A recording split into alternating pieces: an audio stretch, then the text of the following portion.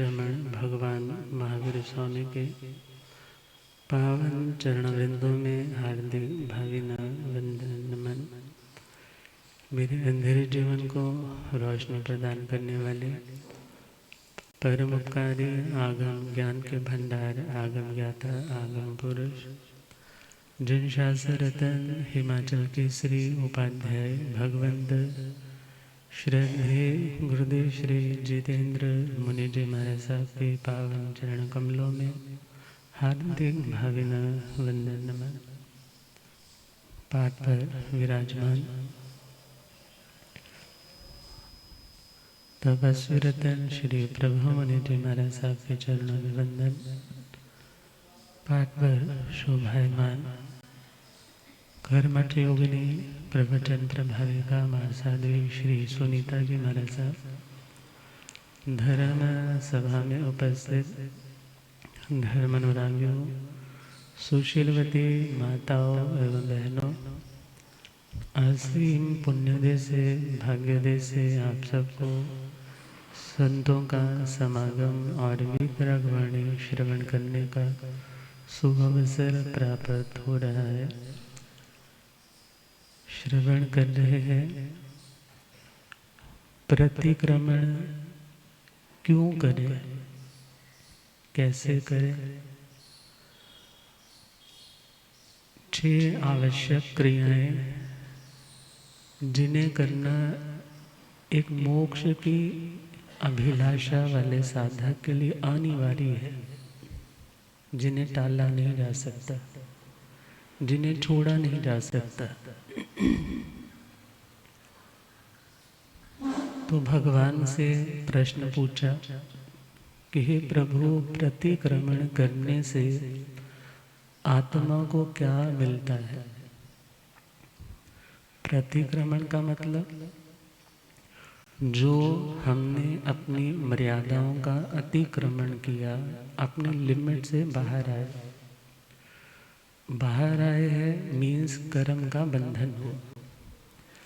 Track पर चलने वाली गाड़ी स्वयं भी सेफ रहती है और उस ट्रेन पे सवार लोग भी सेफ रहते हैं, और एक समय आता है मंजिल तक पहुंच जाती है, और जो ट्रेन पटड़ी से बेपटड़ी हो जाती है, डिरेल्ड हो जाती है, तो वही ट्रेन फिर व्यक्ति के दुर्घटना का कारण बन जाती है।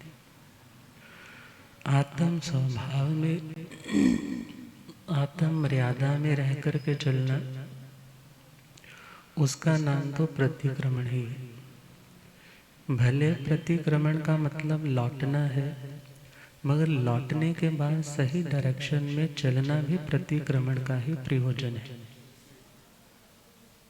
अर्थात एक जगह से हटना, दूसरी जगह की ओर आना, फिर उसी डायरेक्शन में आगे बढ़ना। तो जहाँ जहाँ आत्मा ने अतिक्रमण किया, उल्लंघन किया, जो जो गृहीत व्रत प्रतिज्ञा संकल्प है, उनका जहाँ जहाँ भी भंगन होना, टूटना, स्खलित होना, डैमेज होना सिद्ध हो गया, मीन्स घटित हो गए, तो वहाँ पर उन्हीं व्रतों को पुनः मजबूत करने के लिए प्रतिक्रमण किया जाता है। और प्रतिक्रमण हम इसको ऐसे भी समझ सकते हैं, जैसे बोलते हैं ना प्रतिदिन। प्रतिदिन मतलब रेगुलर, हर रोज। तो दिनम दिनम प्रति इति प्रतिदिनम। इसी प्रकार हम कह सकते हैं क्रमणम क्रमणम प्रति प्रतिक्रमण।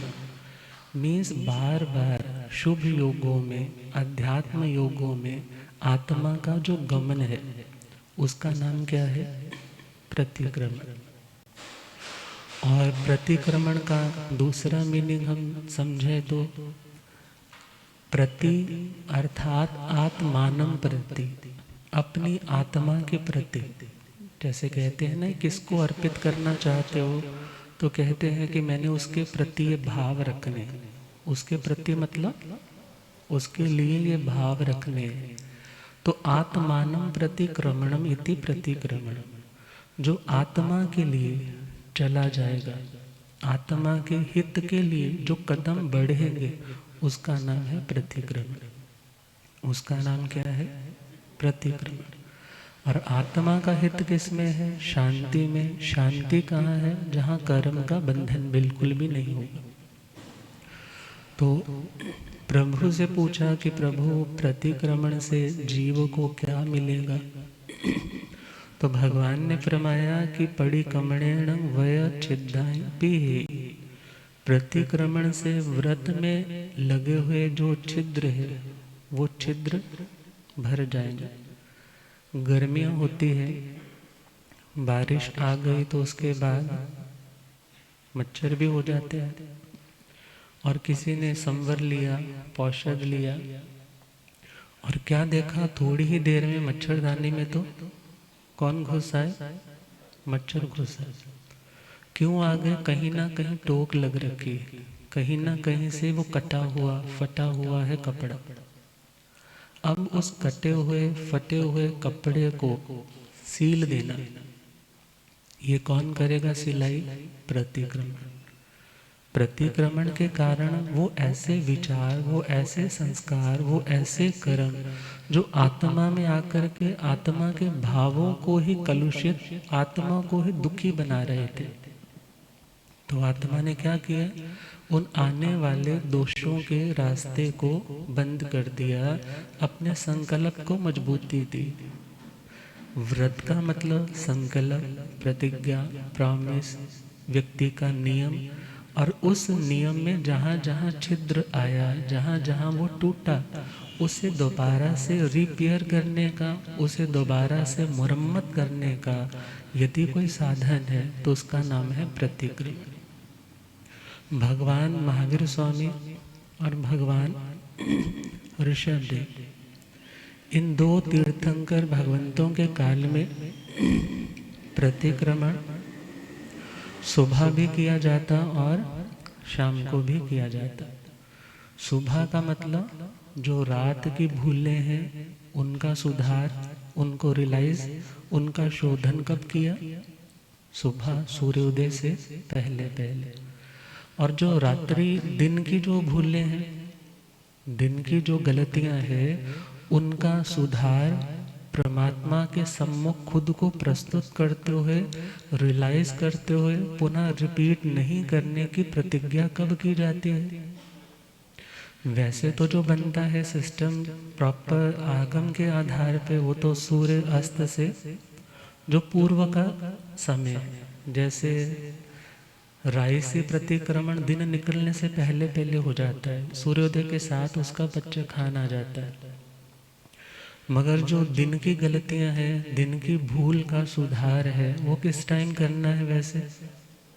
वैसे तो आता है कि सूर्यास्त होने को है, प्रतिलेखना इत्यादि से निवृत्त हो गया, स्थान इत्यादि देख लिया जहाँ वो शुद्धि के लिए रात को भी उठ सके। मगर उसके बाद किसमें बैठेगा वो? प्रतिक्रमण की साधना। तो प्रतिक्रमण की साधना के लिए वैसे वो टाइम दिया जाता है, मगर आज के टाइम में वो टाइम फॉलो, आजकल के टाइम में तो टाइम फॉलो नहीं हो पाता। उसका रीज़न बिहाइंड क्या है कि आज के टाइम में 3 टाइम की गोचरी। उसका रीज़न क्या है? पहले तो जो प्रतिक्रमण की व्यवस्था थी वो तो तीसरे पहर ही गोचरी पे उठते थे। प्रभु के टाइम के समाचारी के अकॉर्डिंग देखे तो पहले पहर दिन के 4 डिवीज़न किए ना, पहले पहर स्वाध्याय, दूसरे पहर ध्यान, तीसरे पहर गोचरी, चौथे पहर फिर स्वाध्याय। तो वहाँ पर तो टाइम बचता था, और टाइम की बचत के कारण वो उस टाइम पे अपनी क्रिया कर लेते थे। मगर आज के जो सिस्टम्स हैं वहाँ कितना चेंज है। कोई कोई ऐसा महापुरुष है जो अभी भी तीसरे पहर में गोचरी पे उठते हैं, मगर बहुत थोड़े, बहुत ही थोड़े। मगर अक्सर देखा जाए तो तीनों टाइम उठने वाले, या कोई 2 टाइम उठने वाले, या एकांतर करने वाले ऐसे मिलेंगे। और इसी के साथ हम और आगे चले, कई बार विहार यात्रा लंबी है, सुबह के भी विहार है और शाम का भी विहार है। तो ऐसी अवस्था में फिर पहुंचे ही सूर्यास्त के टाइम है, तो ये थोड़ा ही कि प्रतिक्रमण नहीं करेंगे, तो वो प्रतिक्रमण सूर्यास्त के बाद, अर्थात जो दैवसिक प्रतिक्रमण है वो सूर्यास्त के बाद की परंपरा आज के टाइम में समय की परिस्थितियों के अकॉर्डिंगली चेंज है। और पहले और 24वें तीर्थंकर भगवान के काल में तो प्रतिक्रमण अनिवार्य है, उसे टाला नहीं जा सकता। मगर बीच के जो 22 तीर्थंकर भगवान है वहाँ कोई कंडीशन नहीं है कि you have to do the ceremonies twice a day, आपको सुबह भी करना है शाम को भी करना है, ऐसे कोई वहाँ पे कंपल्शन नहीं है, तुम्हें करना ही करना है। वहाँ पर तो कहा जब दोष लगे, जब दोष लगा तुम उसी टाइम इतने अप्रमत्त हो, इतने जागरूक हो, इतने सरल हृदय हो और इतनी बुद्धि तुम्हारी निर्मल है, क्योंकि बीच के तीर्थंकर भगवंतों के शासन के साधु सती जी महाराज या मेजॉरिटी में जीव कैसे थे, रिजु प्राज्ञ। रिजु का मतलब सरल, बाय हार्ट भी वो लोग कैसे हैं, सरल है। और प्राज्ञ मतलब इंटेलिजेंट भी हैं, बात को समझते हैं, थोड़ा समझाओ तो पूरा समझते हैं। तो बीच के 22 तीर्थंकर भगवान प्लस जो महाविद्य क्षेत्र, महाविद्य क्षेत्र में भी चौथे आर्य की तरह रहता है, और महाविद्य क्षेत्र में भी जब दोष लगे तभी उन्हें प्रतिक्रमण करना अनिवार्य है। अदरवाइज 2 टाइम का प्रतिक्रमण बीच के 22 तीर्थंकर भगवंतों के शासन काल में नहीं होता और महाविद्य में भी नहीं होता। उसका रीजन क्या है कि स्टार्टिंग वाले तो रिजु जड़ होते थे। रिजु मतलब सरल है, जड़ मतलब पूरी समझ नहीं बैठती, जितना समझा उतना ही समझ आती थी, जितना समझाया उतना ही अंडरस्टैंड करते। और 24वें तीर्थंकर भगवंतों के काल में कैसे हैं जीव, वक्र जड़। वक्र मतलब भीतर से टेढ़ापन है, भीतर से वो सरलता नहीं है। 2 शब्द आते हैं, अच्छा कहलाना और अच्छा होना। अच्छा कहलाना और अच्छा होना दोनों बहुत डिफरेंट टर्म्स हैं। अच्छा कहलाने के लिए व्यक्ति बाहर से बहुत कुछ करता है, मगर अच्छा होने के लिए बहुत रेयर आत्माएं होती हैं जो भीतर से भी अपने परिणामों को, विचारों को, भावों को एक सिमिलैरिटी में रखती है। अर्थात आज के टाइम के जीवों का मेजॉरिटी लेवल पे, क्योंकि कोई भी रूल बनता है तो वो डेफिनेट रूल नहीं होता, वो मेजॉरिटी को लेकर के रूल बनाया जाता है। तो मेजॉरिटी को लेकर देखें कि आज के जीव कैसे हैं, ज़्यादा जिनमें वक्रता है और जड़ता भी है, अर्थात हृदय में वो सरलता नहीं और पूरी बात समझ नहीं आती। यदि समझ में आ जाए तो आज के सीए की तरह कोई ना कोई रास्ता निकाल लेंगे। अर्थात उस लेवल तक पहुंचना आज के टाइम में मोक्ष का दरवाज़ा क्यों बंद है? करने वाले तो बहुत उत्कृष्ट हैं, मगर सर्व कर्म क्षय क्यों नहीं हो रहे? क्योंकि अभी आत्मा में वो आह्लाद, वो उत्साह, वो सरलता भरे परिणाम नहीं आते। तो हम बात करें कि प्रतिक्रमण पहले और 24वें तीर्थंकर भगवंत के काल में अनिवार्य रूप से साधु साध्वी को करना। तो प्रश्न आ जाता है, श्रावकों के लिए कब स्टार्ट हुआ होगा? श्रावकों के लिए प्रतिक्रमण करना कब स्टार्ट हुआ होगा? वैसे तो सिंपल सी बात है कि यदि आपसे कोई पूछे कि शरीर को शुद्ध करने की ये स्टार्टिंग ओरिजिन कब से हुई, तो कहेंगे कि जहाँ जब मलिनता देखी होगी, गंदगी देखी होगी, इरिटेटिंग फील हुआ होगा, सामने वाले ने भी थोड़ा घृणा से देखा होगा और तुमने क्लीन करना शुरू कर दिया होगा। इसी प्रकार जो आत्मा जागृत है, वो आत्मा जहाँ भी दोष, जहाँ भी कमी देखती है तो उसका सुधार करने के लिए तैयार हो जाती है। तो प्रतिक्रमण जो भावों की दृष्टि से है वो अनादि होगा। अनादि मतलब ओरिजिनलेस। जब से साधु कर रहे हैं तब से साधुएं कर रही हैं, तब से श्रावक और श्राविका कर रहे हैं। मगर कहीं कहीं प्रश्न आ जाता है, फिर भी कब से एक पूरा मॉडिफाइड वर्जन जो एक पूरा अच्छे से, वो कब से स्टार्ट हुआ होगा? पूज्य बहुश्री जयमुनि जी महाराज साहब का इस बारे में कहना है कि आर्य रक्षित जी के टाइम, युग प्रधानाचार्य आर्य रक्षित जी के टाइम से ये थोड़ा डिसिप्लिन्ड वे में फॉलो होने लगा। मगर उससे पूर्व यदि हम समाचारी अध्ययन में जाएं तो वहाँ प्रतिक्रमण का पूरा विधान आता है कि प्रतिक्रमण करे, और जो आत्मार्थी है वो प्रतिक्रमण करेगा। तो खैर हम बात कर रहे थे प्रतिक्रमण करने से हमारे व्रतों में हमारी उस छत पे जहाँ जहाँ लीकेज हुई है उस लीकेज को वो आत्मा बंद कर देती है कि दोबारा से वो दोष का पानी ना आए। जब मेरे कर्म के उदय अवस्था आए, मीन्स कर्मों के बादल जब बरसने लगे, सिचुएशंस ऐसी बनने लगे, तब भी हे प्रभु मेरी आत्मा उन दोषों से अपनी आत्मा को भरे नहीं। और यदि सपोज पानी आ चुका है तो कहा प्रतिक्रमण से जब व्रत वो छिद्र बंद हो गए, मीन्स आश्रव द्वार बंद हो गए। आश्रव द्वार बंद हुए तो जो पानी ऑलरेडी आया था जिसके कारण कहीं कोई धब्बे लगे थे वो क्लीन होने लग पड़े। मीन्स यदि कोई संस्कार ऐसा रह गया था तो प्रतिक्रमण से घटना तो एक बार घटी ना आपकी लाइफ में, कोई भी XYZ आपको गुस्सा आया, आपने कोई गलत कार्य किया, एक बार किया, मगर उसके बाद उसके संस्कार, उसका दाग तो लगा रह गया ना। वो दाग भी उतरते हैं किसके माध्यम से? प्रतिक्रमण के माध्यम से। जब आप रियलाइज करते हो ये गलत था, मुझे नहीं करना चाहिए था, वो किसी भी रूप में हो सकता है, अहिंसा का, वो तुम्हारा सत्य का, अस्तेय का, ब्रह्मचर्य का, अपरिग्रह का जो शुद्ध आत्म भाव है, जहाँ जहाँ पे वो व्रत टूटा है तुमने उसको रियलाइज करके उस टूटे हुए व्रत को पहले जोड़ा, फिर उसके साथ साथ जो ऑलरेडी वो दोष का धब्बा लगा था उस धब्बे को भी क्या किया? साफ किया, क्लीन किया। तो प्रभु कहते हैं फिर वो आत्मा इतना जागृत हो जाता है कि वो सोचता है कि मेरी जिंदगी में दोष, कर्म, ये पानी आए ही ना। तो वो इतना अवेयर होकर के 8 प्रवचन माताओं की आराधना करता है। दुनिया में लोग साधना करते हैं ना, नवरात्रि आएंगे कोई किसी देवी माता की आराधना करेगा, कोई किसी देवी माता की, और यदि जैन बंधु है तो बहुत से अपने कुल देवियों की मान्यता भी करते हैं। अब यहाँ पर कई बार प्रश्न आ जाता है क्या मिथ्यात्व है और क्या सम्यक्त्व है।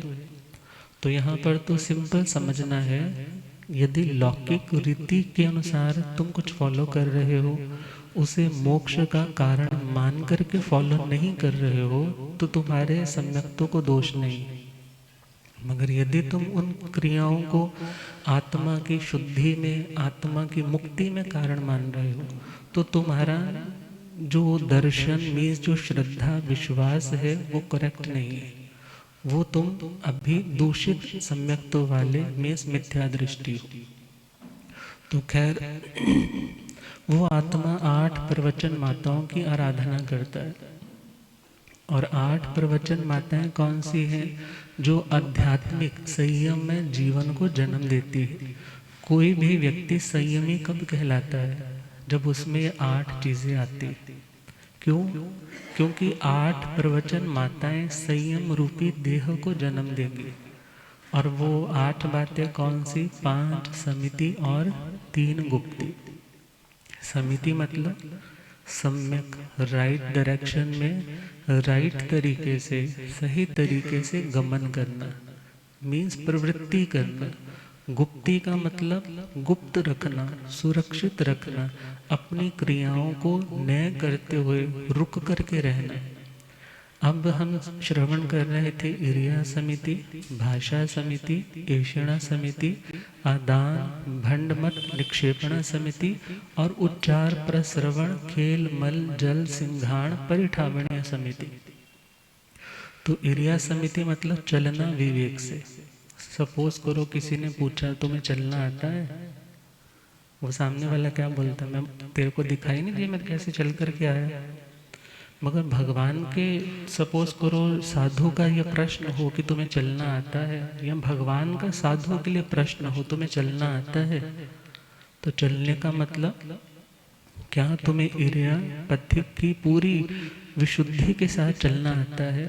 यदि चलना आता है तो वो चलना सम्यक है, वो चलना सम्यक है। और लास्ट में जब हमने सुना था वो द्रव्य क्षेत्र काल भाव 8 बोल वरजते हुए चले, 10 बोल वरजते हुए चले, 5 इंद्रियों के विषय और 5 स्वाध्याय के अंग, और क्षेत्र की बात आई तो वहां पर हमने सुना कि जब चलना है तो 3.5 हाथ एटलीस्ट बॉडी की जितनी अवगाहना, शरीर का जितना फैलाव है उतना तो आगे देख करके चले।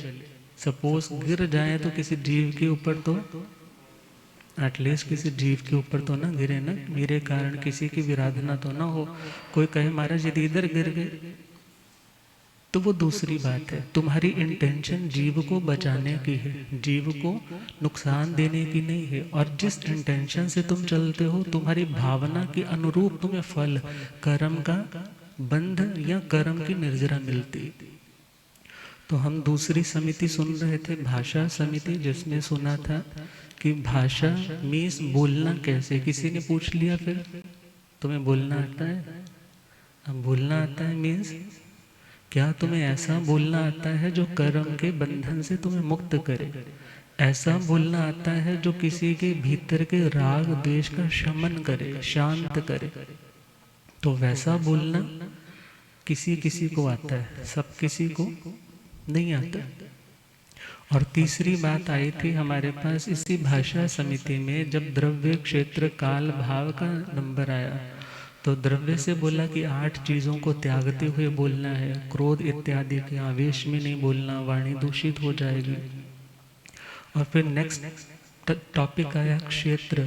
क्षेत्र का मतलब बहुत से लोग ऐसे होते हैं तो घर में तो गाली गलौज भी करते हैं, मगर बाहर आते हैं तो बड़े धर्मात्मा हो जाते हैं, कुछ बोलते ही नहीं है। बहुत से लोग ऐसे होते हैं कि घर में तो बिल्कुल शांत रहते हैं, मगर बाहर निकलते हैं तो जो मुंह में आता है शुरू हो जाते हैं। कुछ लोग ऐसे हैं ना, घर में सेल्फ कंट्रोल है ऑन टंग और ना ही बाहर उनका कंट्रोल है। और कुछ ऐसे हैं घर में भी बड़ा सोच समझ करके बोलते हैं और बाहर भी बहुत सोच समझ करके बोलते हैं। कितना बोलना, कब बोलना, कैसे बोलना।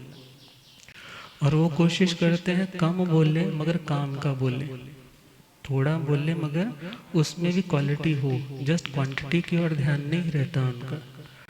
तो प्रभु से पूछा कि प्रभु क्षेत्र मीन्स किस किस एरिया में जाके बोलना चाहिए, कैसा बोलना चाहिए?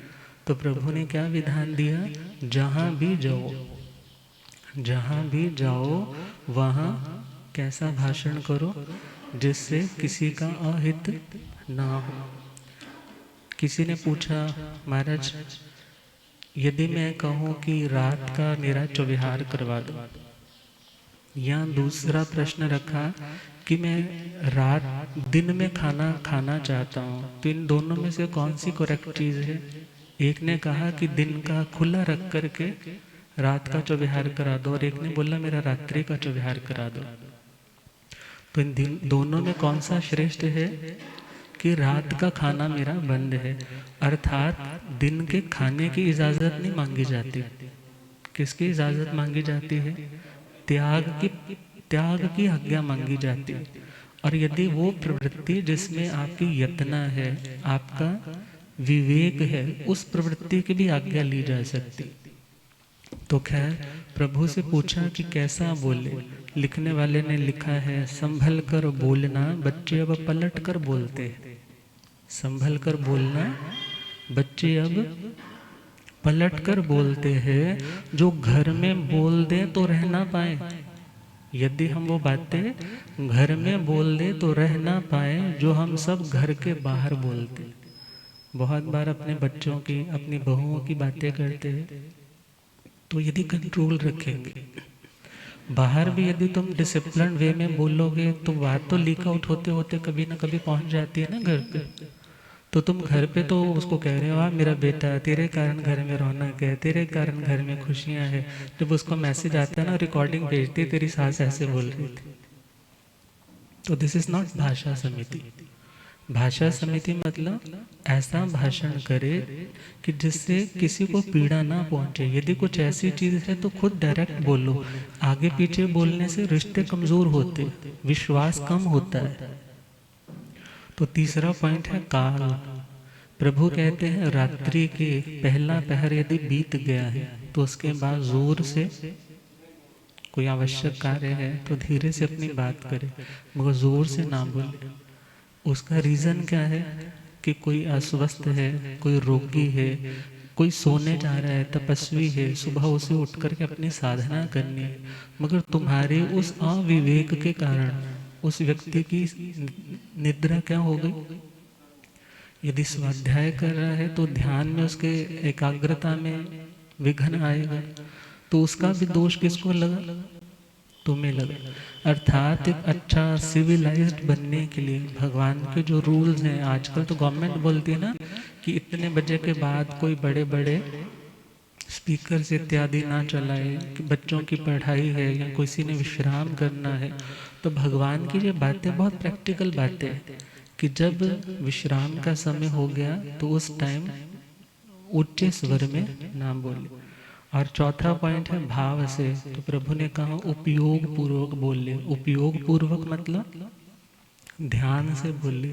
ध्यान से बोले मतलब सत्य बोले, मगर ऐसा ना बोले जो हृदय को बिंधने वाला हो, किसी के मर्म को, किसी के दुखती रग को बोल देते ना, मैं तो उसकी दुखती रग दबाऊंगा और फिर बिल्कुल सेट हो जाएगा, फिर मेरे बारे में कुछ नहीं बोले। इससे शत्रुता बढ़ती है, वो बुरा है, अपने लिए बुरा है। तुम अपनी सेफ्टी रखो, मगर दूसरे को ब्लैकमेल करने के लिए उसकी बातों का सहारा लेकर के सामने वाले को चीट मत करो। और भगवान ने कहा निश्चयकारी भी मत बोलो, ऐसा हो जाएगा, ना हुआ उसका कर्म उदय में वैसा नहीं आया, अंतराय उदय में आ गया, तो तुम्हारे वचन के ऊपर सामने वाले को अश्रद्धा, अविश्वास आने लग जाएगा। और आगे चले, गुण किस इस भाषा समिति से मिलता क्या है, उसकी क्वालिटी क्या है। गुण से निर्जरा के हेतु, मीन्स मेरी निर्जरा हो, ये सोच करके बोलना। इस टाइम यदि आपको कुछ सुनाया जा रहा है तो मेरी तो क्या हो रही है, निर्जरा हो रही है। क्यों? क्योंकि सुनाने में कंसंट्रेशन है, ध्यान इधर उधर नहीं है, राग द्वेष की परिणति नहीं है, कषायों की परिणति नहीं है, भगवान की वाणी के साथ डायरेक्ट हम जुड़े हुए हैं। अब अगली समिति है ऐषणा समिति। ऐषणा समिति मतलब खोजना। ऐषणा मतलब खोजना। किस चीज को खोजना? अब साधु है तो साधु को भोजन भी चाहिए, वस्त्र भी चाहिए, औषधि भी चाहिए, जो अपने उपयोग की चीजें हैं। अब वो खुद तो प्रोडक्शन करेगा नहीं, खुद को उसने कुछ कमाना नहीं है, खुद उसने बनाना नहीं है, तो वो कहाँ से लेगा? बोलो, वो तो गृहस्थों से ही लेगा। तो शास्त्र में विधि आई कि वो अपनी जो भी वस्तु लेना चाहता है वो सदोषता का त्याग करे, कि उसके निमित्त से यदि वो सारा दोष लग रहा है तो उसे त्यागने की कोशिश करे। अब हम पहुंच जाएं, जैसे भोजन पानी इत्यादि है, शुद्ध मार्ग तो वही है कि साधु के निमित्त से हो तो साधु ग्रहण न करे। मगर अब की परिस्थितियां, पहले की परिस्थितियां बहुत अंतर है। और बहुत से ऐसे हैं जो कोशिश पूरी करते हैं कि हमें शुद्धता के साथ भोजन मिले, मगर इतने में भी साधु स्वयं जान जाता है कि कितना शुद्ध है और कितना अशुद्ध है। भले केवल ज्ञानी नहीं है, टंडन मुनि जी की तरह जाकर के भगवान को दिखा दे और पूछ ले कि प्रभु शुद्ध है, मेरी लब्धि का है या नहीं है, मगर फिर भी देखा जाए एक गृहस्थ की भावना क्या रहती है, मेरे घर से मेरे संत खाली ना जाए। मगर वहां पर इतना विवेक रखे, संत आ गए हैं ना क्षेत्र में, तुम उनकी चर्या, उनकी दैनिक रूटीन के अकॉर्डिंग अपने खाने की रूटीन बना लो। तुम्हें तो खाना ही है ना, घर तो बसते ही है ना, घर में तो खाना बनेगा ही बनेगा। तुम अपना दैनिक चर्या उन संतों के अकॉर्डिंग कर लो। तो यदि संत आ गए तो निर्दोष लेकर जाएंगे, और यदि सपोज तुम्हारे खाने में कभी कम रह गया तो ध्यान देना, शास्त्रों में श्रावकों के लिए भी वर्णन आता है कि खाने पीने के बाद भी उनका भोजन बच जाता था, विछड्डिए, अर्थात खाने के बाद भी कितना भोजन बच जाता था, फिर दूसरों को बांट देते थे। मगर आज का सिस्टम क्या है, 2 रोटी बनेंगी, सब्जी बनी हुई है, कटोरी में माइक्रोवेव में डालेंगे और निकाल करके बच्चे को उतना उतना ही तैयार होगा। मगर यदि विवेक पुरानी चर्या फॉलो करनी है तो श्रावकों में भी वो भावनाएं होनी चाहिए। साधु नहीं चाहता मैं दोष लगाऊं, वो क्यों चाहेगा, वो तो सब छोड़ करके आया है। मगर यदि श्रावकों में वैसी अवेयरनेस हो, ये नहीं है कि वो आया है और तुम बोलो जी रस ले लो, भुजिया ले लो, बिस्कुट ले लो, वक्त तो क्या है भोजन का, मगर भोजन तुम्हारे रेडी नहीं। फिर तुम बोलोगे बता करके आया करो, क्या बोलोगे, बता कर आया करो। खाली जाते हैं हमें अच्छा नहीं लगता, कहीं व्यवस्थाओं में बताकर भी जाया जाता है और कहीं व्यवस्थाओं में बता करके कहते हैं जब पता चल गया आगे फिर बताने की जरूरत। अर्थात साधु को कुछ भी चाहिए वो गृहस्थी से लेगा, और गृहस्थी को अब खुद अवेयर रहना चाहिए कि साधु यदि आज इस प्रॉब्लम में है तो मुझे अपनी चर्या में वैसी चीज़ें इंक्लूड कर लेनी है। आएंगे तो मैं भावना से उन्हें बह रहा हूँ, और यदि नहीं आएंगे तो हमने तो खाना ही है। और यदि इन बातों पे खुद ध्यान होगा तो फिर ना तो किसी को कंपेयर करने की ज़रूरत पड़ेगी और ना किसी को छोटा बड़ा कह करके किसी की आशातना करने का मौका मिले, और आत्मा सुलभ बुद्धि का सुलभ बुद्धि बना रहेगा। और आगे चले, स्थानक है। स्थानक पुराना टाइम था तो अपने निमित्त से बने हुए उपाश्रय में साधु नहीं रुकते थे। अपने निमित्त से बने हुए स्थानक में साधु सत्या जी, कोई पुराना घर हो छोड़ दिया हो उसमें कोई ना रहता हो तो उस घर की याचना करके वो रुक जाते थे। मगर समय बढ़ा, समय बदला, परिस्थितियां बदली। जैन जो एक कभी विजन का नाम था, एक धर्म का नाम था कि किसी भी कम्युनिटी को उसे फॉलो कर सकता है, मगर टाइम आने पे वो एक संप्रदाय, एक कास्ट का रूप ले लेता है। तो अपनी कास्ट को, धर्म साधना को किस तरह से प्रेजेंट करें, सब लोग आकर के एक जगह साधना कर सके, उसके लिए स्थान की अनिवार्यता हो। गुरुदेव पधारे, हो रब मेरा सत गुरु बन के आया,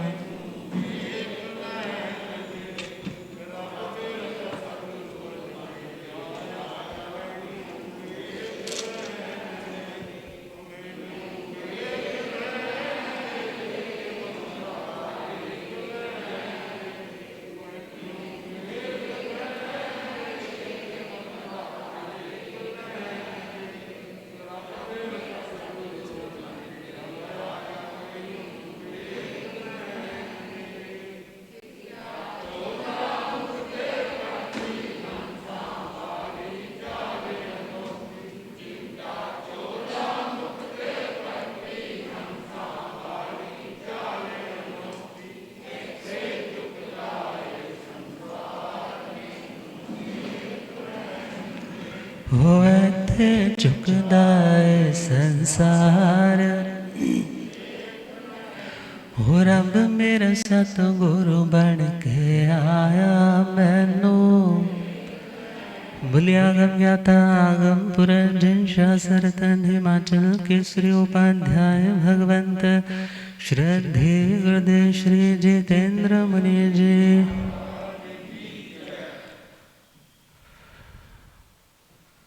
और हम बात कर रहे थे ईषणा समिति। ईषणा मतलब खोजना, किस चीज को खोजना, जिसमें कोई दोष ना हो। किस चीज को खोजना, जिसमें कोई दोष ना हो।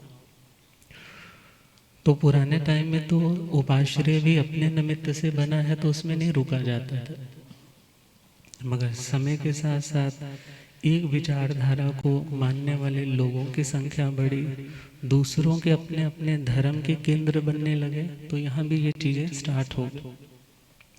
और पंजाब में देखा जाए इन स्थानकों की प्रेरणा देने वाले कौन थे? पूज्य आचार्य भगवंत श्री आत्मा राम जी महाराज साहब के प्रथम शिष्य परम पूज्य श्री खजान चंद जी महाराज साहब। कौन थे? परम पूज्य श्री खजान चंद जी महाराज। उससे पूर्व भी ऐसी प्रेरणा रहती थी, मगर उसका नाम पहले पौषधशाला देते थे। मगर अब पौषध करने वाले तो कितने लोग आते हैं स्थानक में, साधु सत्य नहीं हो तो ये 2-3, उसके अलावा अब तो साधु सती जी आएंगे तो लोग आएंगे, नहीं आएंगे तो नहीं आएंगे, तो वैसा भाव बहुत कम रह गए। अर्थात अब स्थानक बनने में तो 6 काय के जीवों की विराधना है, 6 काय के जीवों की विराधना है, दोष है, मगर दोष के साथ साथ लाभ भी बहुत बड़ा है। कितने लोग आते हैं, कितना कुछ सुनते हैं, कितने नियम पंचखान के भाव आते हैं, कोई शील व्रत लेता है, कोई दीक्षा के भावों से खुद को भावित करता है, कोई 12 व्रतों को धारण करता है, कितनी साधना में आगे बढ़ जाते हैं। इट मीन्स वो पाप थोड़ा रह गया और उसका लाभ बहुत ज़्यादा हो गया। तो ऐषणा समिति साधु के लिए भी है, गृहस्थी के लिए भी। अर्थात गृहस्थी धन कमा रहा है तो वहां पर जायज तरीके से कमाए, ना जायज गलत तरीके ना अपनाए।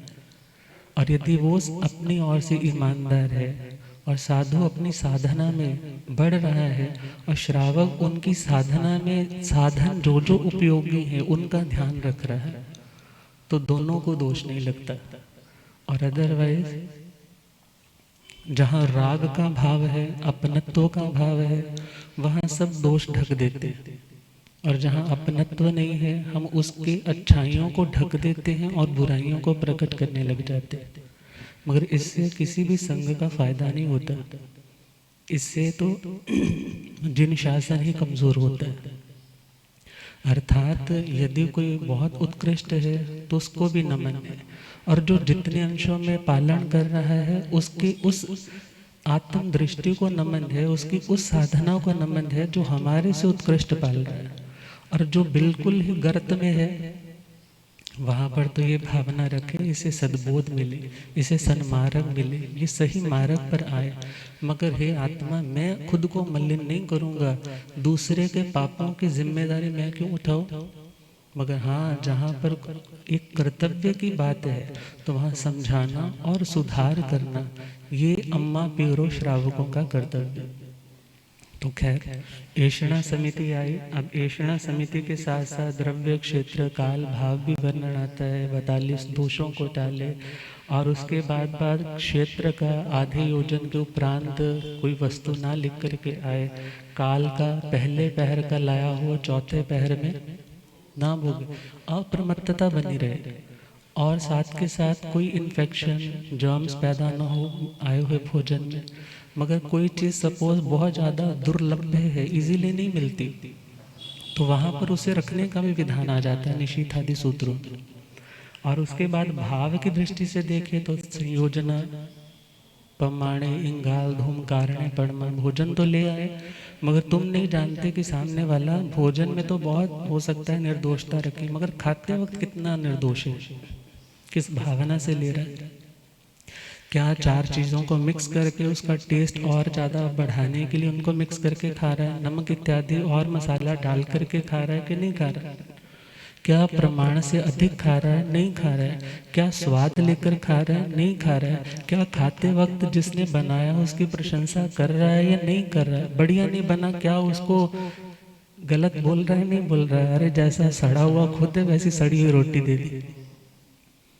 तुम क्या जानते हो कौन किस भावना से खा रहा है।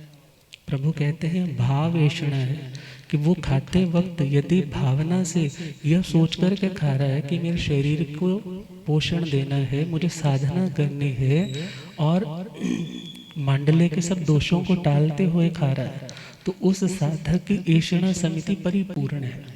कैसी है? परिपूर्ण है। मगर परिपूर्णता कभी थोड़ी देर के लिए आती है, फिर प्रमाद में चले जाते हैं। तो खैर अगली समिति है आदान भंड मत निक्षेपणा समिति। मीन्स कोई चीज़ को लेना है, वो बर्तन, भांड मतलब पांडा बोल देते ना, ऐसे जो पात्र इत्यादि हैं, छोटी चीज़ें हैं, उनको लेना है, देना है, रखना है, तो यत्न से किसी की विराधना ना हो। कोई चीज़ देनी है तो ये नहीं उठा के यूँ चिल्ला करके दी, अयत्ना हो सकती है, गिर सकता है, ऊपर से यूँ ही ऐसे पकड़ा दे। मान लो किसी ने बोला अच्छा मेरे पास ना गुलाब जामुन का प्रसाद है, तो नीचे से कैच कर ले, जैसे गिरा तो क्या हुआ, छिट्टे चींटियाँ, और जहाँ चींटियाँ आई तो उसके बाद जीव भी आए, जीव आए तो अनजाने में किसी का पैर आया तो कितने जीवों का एक बार में घात हो गया। तो इवन स्थानकों में प्रभावना भी देनी हो तो या तो यत्ना से दो, क्योंकि ट्रेंड हो चुका है प्रभावना देनी है, तो एक यत्ना से दो। यहाँ पर खाने का क्रम बंद करें कि हम स्थानक में बैठ कर के वो चीज़ नहीं खाएं, और यदि कुछ है तो पैकिंग में ही हो कि वो घर जाके खोले, घर जाके खाए, और ये भावना से खाए कि हाँ मुझे एक उत्तम जगह से वो चीज़ मिली है। मगर यदि वो इधर उधर बिखरा होगा, चींटियाँ आएंगी, दोष की संभावना ज़्यादा बढ़ जाएगी। तो खैर, आदान भंडमत निक्षेपणा समिति, जो भी आपके पास सामान है उसको देखे कहीं जीव की उत्पत्ति तो नहीं हो रही, मेरे कारण जीवों की विराधना तो नहीं हो रही, तो प्रभु ने कहा उनका भी ध्यान रखें। और लास्ट है उच्चार प्रश्रवण, में जो मल है, मल का उत्सर्ग, वहाँ पे शुद्धता का, निर्दोषता का, अचित्त स्थंडिल भूमि का गवेषणा करना, वो जो प्योर मार्ग है। और प्योर मार्ग की धारणा के अकॉर्डिंग चले तो खुले खुले क्षेत्र जहाँ पे बाहर जा कर के इजीली जा भी सकते हैं, निवृत्त होकर के आ भी सकते हैं। मगर आज का टाइम कहीं पर तो बहुत ध्यान से अभी भी कोशिश कर रहे हैं कि हम पूरी तरह से उसको फॉलो करें, मगर कहीं पर ध्यान देना है, हर संप्रदाय में सारे बुरे नहीं होते, और हर संप्रदाय में सारे बहुत अच्छे हैं ऐसा भी नहीं होता, तरतमता होती है। अच्छों के कारण हर संप्रदाय टिकता है, जो अच्छे हैं उनके कारण कोई भी कम्युनिटी अच्छे लंबे समय तक टिकाऊ रहती है, मगर कमज़ोर के कारण बहुत बार उनके ऊपर प्रश्न चिन्ह भी आता है, ये कैसे है, वो कैसे है। मगर व्यवस्थाओं के अकॉर्डिंगली देखें तो बाहर की स्थंडिल खोजना बहुत जगह पर तो अनइजी, और जब रूल एंड रेगुलेशंस ऐसे बन जाते हैं कि खुले में शौच नहीं, यहाँ किया तो इसका जुर्माना। और जब हम राजस्थान की ओर थे तो वहाँ पर तो हम गांव में सपोज रुके हैं तो आधा पौन किलोमीटर जाने पे अलग अलग जगह मिल जाते थे, ये भाइयों के लिए है सारा स्थान और ये बहनों के लिए। जहाँ निर्दोषता की बात है तो वहाँ पर कोई दो राय नहीं है, निर्दोषता निर्दोषता ही रहेगी, मगर उस निर्दोषता के साथ यदि विवेक रहे तो, और यदि उसी प्रश्रवण को, उसी मल इत्यादि को तुम पैक करके किसी की गाड़ी के नीचे फेंक रहे हो, या किसी के छत के ऊपर फेंक रहे हो, या किसी डस्टबिन में जाकर के यूं ही चुपके से रख रहे हो, तो वो शासन की हीलना है। तो शासन की एक ध्वजा को हमने फहराना है, उसको नीचा नहीं गिराना है।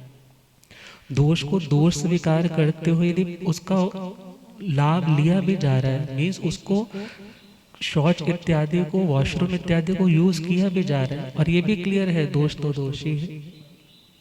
धन्य दिन होगा जो पूर्णतया इससे भी मुक्त हो जाएंगे, मगर देह है, देह की अवस्थाएं है, समय की परिस्थितियां है, उसके अकॉर्डिंगली यदि किसी ने खोला भी है तो उसके ऊपर भी यूं प्रश्न चिन्ह ना लगाए।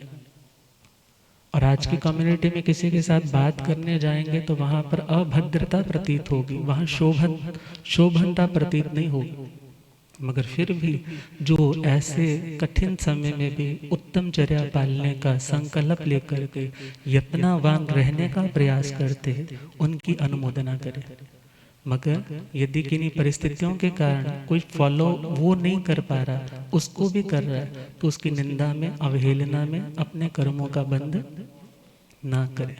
तो दो बातें आई, उच्चार प्रश्रवण, खेल जल मल सिंघाण परिठावण्य समिति, मीन्स जो बेकार की चीजें, परटने वाली, फेंकने वाली चीजें हैं, उनको भी प्रभु कहते हैं यूं ही नहीं फेंक देना कि अपने घर के बाहर या किसी के घर के बाहर या यूं अयत्ना से फेंक दे, ऐसा कुछ नहीं करना, बल्कि जिससे संक्रमण ना हो, किसी को बीमारी इत्यादि ना फैल जाए, कोई देख ना रहा हो, शासन की हीलना ना हो, ऐसे अचित स्थान पे 4 उंगल एटलीस्ट जो अचित भूमि हो, ऐसे स्थान पर परठा जाए तो वो निर्दोष चर्या है, और यदि उसकी पालना होती है तो ये पूर्ण समिति है।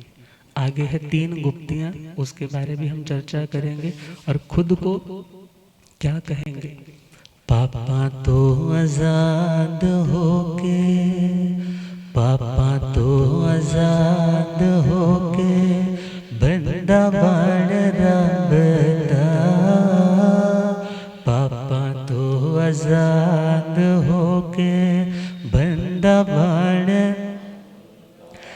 जेड़े काम आया उस काम क्यों नहीं लगदा। पापा तो आजाद होके बंदा बन रबदा। जेड़े काम आया उस काम बंदे आसी तेरा काम इत्थे प्रभु बंदगी बंदगी न कीते फस गया विच गंदगी। बंदे आसी तेरा काम इत्थे प्रभु बंदगी बंदगी न कीते फस गया विच गंदगी। गंदगी च रहना तैनू गंदगी च रहना बड़ा चंगा लगदा। जेड़े काम आया उस काम क्यों नहीं लगदा। पापा तो आजाद होके बंदा बन रबदा। जेड़े काम आया उस काम। अतः खुद को निर्भर करने के लिए, खुद को शुद्ध करने के लिए प्रतिक्रमण, 5 समिति, 3 गुप्ती समझनी है, यथाशक्ति फॉलो भी करनी है। क्यों? क्योंकि भगवान का मार्ग ही शुद्ध है, वही एकमात्र आत्मा के उद्धार का रास्ता है। तब गुरुदेव कृपा करेंगे। ओम।